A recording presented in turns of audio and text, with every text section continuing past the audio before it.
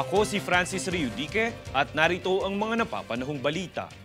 Nasa humigit kumulang 12 ektaryang bahagi ng gubat ang nasunog sa Itogon, Benguet na nagsimula pa noong nagdaang Biyernes, ika-26 ng Enero. Kaugnay nito, nagtalaga na ang Philippine Air Force ng mga tauhan upang maapula ang sunog. Bagamat hindi pa nasusugpo ang sunog, wala namang naiulat na nasawi sa insidente. Samantala, kasalukuyan ang tinutukoy ng Bureau of Fire Protection ang pinagmumulan ng sunog.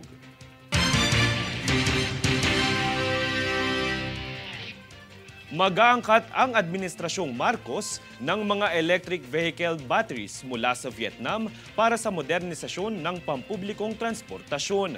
Para sa detalye, narito ang aking ulat.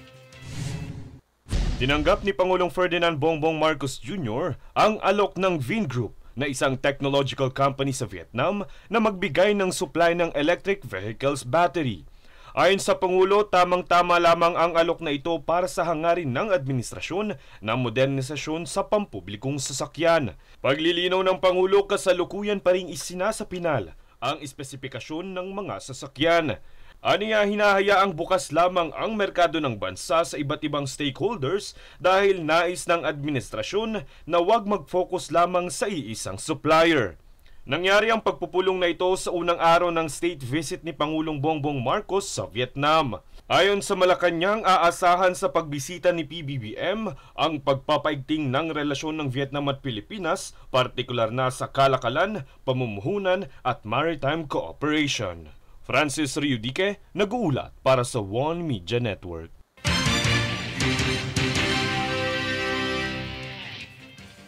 $430,000 na mga emergency go bags. Ito ang naipamahagi sa pangunguna ng Pasig Local Government Unit sa mga residente nito. Ang bawat go bag ay may lamang flashlight, glow stick, pito, thermal blanket, gunting, ziplock bag, magnet, booklet at first aid kit. Ang hakbang na ito ng Pasig LGU ay kabilang sa programa na pagpapaigting ng kahandaan ng mga residente sa panahon ng kalamidad o sakuna.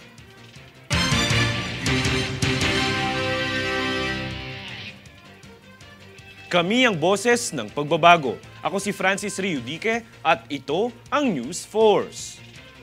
Sa ulo ng mga balita. Quezon City crime rate bumaba ng 25% mula ika-22 ng Enero hanggang 28.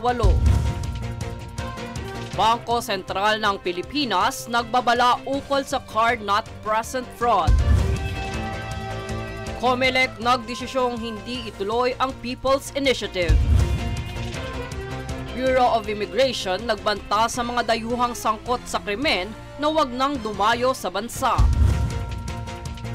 Higit kumulang 12 ektarya ng gubat na sunog sa Benguet.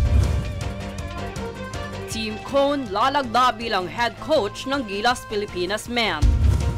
Patas at pantay na balita. Komprehensibong ulat para sa pulso ng masa. Ito ang News Force.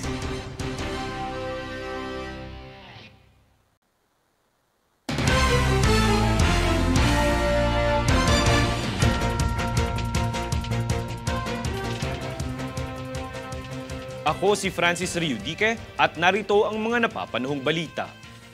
Ayon kay Vice President Sara Duterte, pagmamahal lamang umano ang ipinakita ng kanyang kapatid na si Davao City Mayor Baste Duterte matapos ang pahayag na pagpapabitiw nito sa pwesto ni Pangulong Marcos.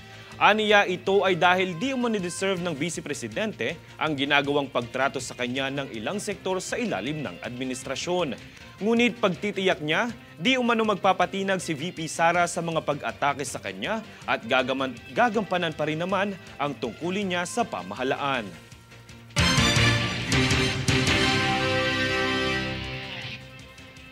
Upang maging proteksyon ng mga nangangasiwa ng daan tuwing tag-ulan, namahagi ng mga rain gears ang isang ride-hailing firm sa MMDA.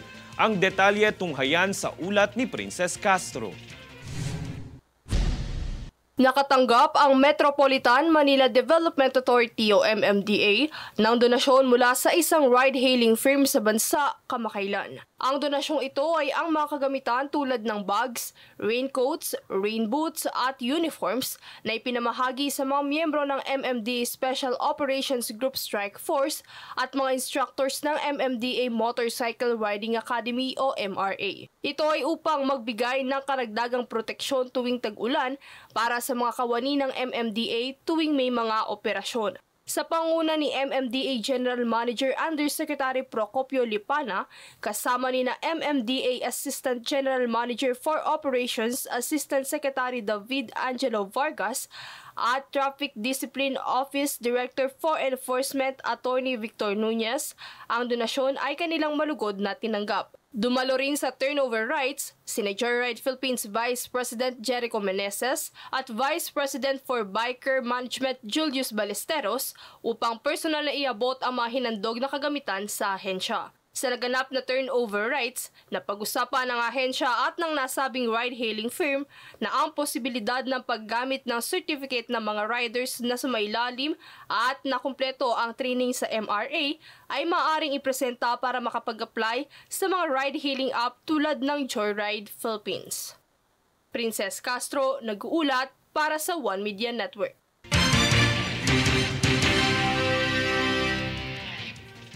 Pangungunahan ng Department of Tourism o DOT ang Philippine International Dive Expo o PHIDEX na pinakamalaking plataporma para sa diving community na isasagawa sa World Trade Center sa Pasay City mula ika-23 hanggang ika-25 ng Pebrero.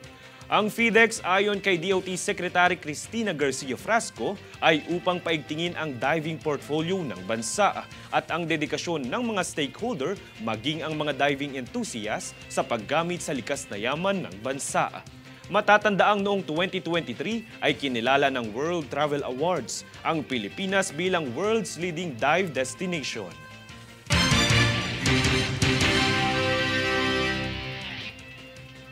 Kami ang boses ng pagbabago. Ako si Francis Riudique at ito ang News Force. Sa ulo ng mga balita, Quezon City crime rate bumaba ng 25% mula ika-22 ng Enero hanggang 28. Bangko Sentral ng Pilipinas nagbabala ukol sa card not present fraud. COMELEC nagdesisyong hindi ituloy ang People's Initiative. Bureau of Immigration nagbanta sa mga dayuhang sangkot sa krimen na wag nang dumayo sa bansa. Higit kumulang 12 ektarya ng gubat na sunog sa Benguet.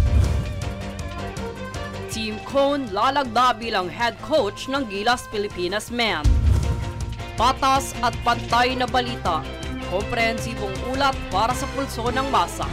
Ito ang News Force.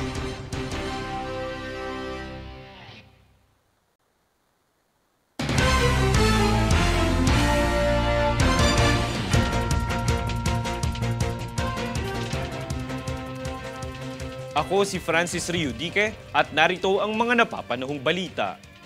Isang babala mula sa Bangko Sentral ng Pilipinas o BSP para sa mga bank holder ukol sa card not present fraud, kung saan gagamitin ng mga scammers sa transaksyon ang inyong card sa online payments at hindi ito matutuloy dahil nangangailangan ng pisikal na transaksyon upang makumpleto ito.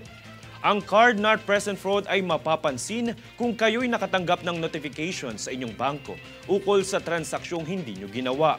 Bukod pa riyan ang paghingi ng one-time password o hindi otorisadong paggamit ng inyong bangko ayon sa inyong bank statement. Mangyaring i-report agad ang ganitong insidente sa mga impormasyong nakatala sa inyong screens upang maiwasan ang paglaganap nito.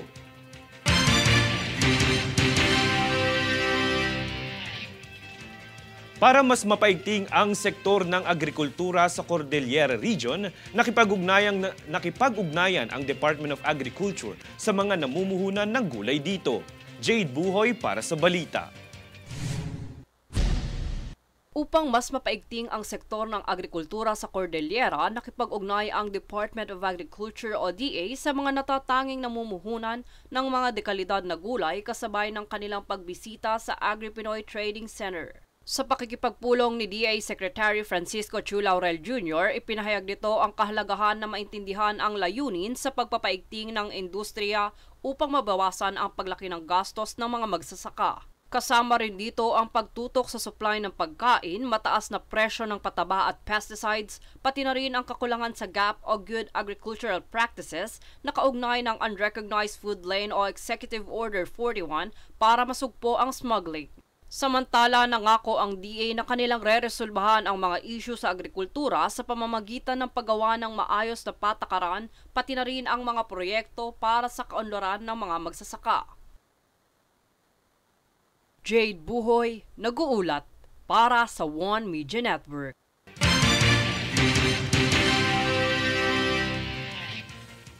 Nagbanta ang Bureau of Immigration o BI sa mga dayuhang nais magpunta sa bansa na wag nang tumuloy kung sila'y nasasangkot sa krimen.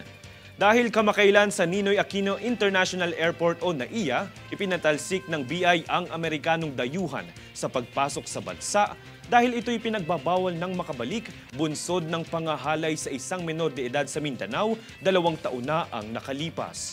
Ang dayuhan ay kinilala bilang si Gerald Whiting na mayroong ilang kaso ukol sa pang-aabuso ng mga batang babae sa Mindanao. Ayon kay BI Commissioner Norman Tansinco, agad nila itong ipinaalis ng bansa matapos nitong lumapag mula sa bansang Guam.